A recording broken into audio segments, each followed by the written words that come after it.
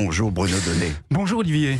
Tous les jours, Bruno, vous observez ici les soubresauts médiatiques. Et hier soir, vous avez été très intéressé par le témoignage d'une femme qui accuse Éric Coquerel de harcèlement sexuel. Oui, la séquence dont je vais vous parler ce matin, Olivier, s'est déroulée sur le plateau de BFM TV. Une femme, Sophie Tissier, est venue raconter ce que le député de la France Insoumise, fraîchement élu président de la Commission des Finances à l'Assemblée nationale, lui aurait fait subir il y a 8 ans. J'ai subi un comportement outrancier, offensant, harcelant de la part d'Éric Coquerel. D'un ton calme et glaçant, cette ancienne militante du parti de gauche a expliqué dans les détails et pendant un peu plus d'un quart d'heure ce qu'elle aurait vécu au cours d'une université d'été de sa formation politique. Il y a eu des gestes déplacés, des mains baladeuses, prendre par la taille, se rapprocher de moi, se coller à moi.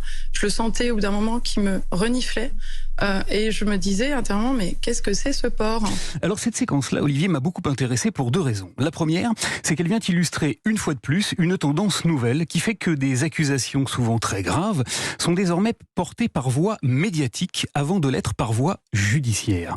Des victimes présumées saisissent la télévision avant la justice ou à la place de la justice. C'est extrêmement troublant, ça choque beaucoup tous ceux qui sont attachés au droit et à la présomption d'innocence, mais ça dit aussi que le temps long de la justice et que le fait que de très nombreuses plaintes de femmes soient bien souvent classées sans suite pose un problème. S'il faut d'ailleurs porter plainte, je le ferai et je vais vous dire, j'ai déposé une pré-plainte en ligne.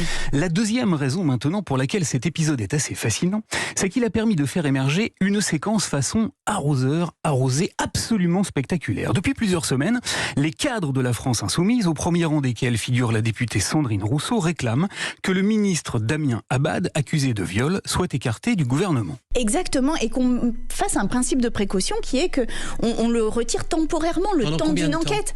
Pourtant, pour le moment, la justice n'a encore rien trouvé à reprocher au ministre. Néanmoins, Sandrine Rousseau l'a encore rappelé vendredi matin sur France Info, il est important, selon elle, de montrer aux femmes qui ont le courage de dénoncer des comportements problématiques qu'on les entend et qu'on les croit. On a vécu un mouvement mondial qui s'appelle MeToo et depuis on a l'impression que la parole des femmes ne compte toujours pas.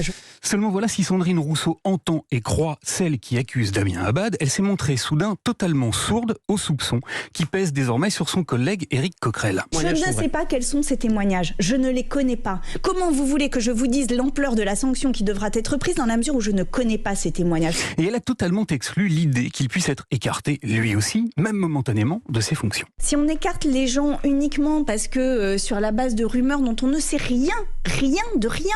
Spectaculaire illustration du 2 poids 2 mesures qu'un petit tweet lu en direct sur le plateau de BFM TV parce qu'il était signé Jean-Luc Mélenchon et qu'il venait tout juste d'être publié au moment même où Sophie Tissier accusait Éric Coquerel est venu renforcer. À l'instant, Jean-Luc Mélenchon tweet et il parle de manœuvre politique et il dit que derrière cette manœuvre politique, il y a le Rassemblement national. Où l'on comprend, Olivier, que la communication politique est un art délicat qui impose parfois des grands écarts très périlleux et que la sacro-sainte parole des femmes peut s'avérer, tout compte fait, une priorité à géométrie variable. Merci Bruno. Et on rappelle que ce matin, remaniement et Damien Abad a finalement été écarté du gouvernement.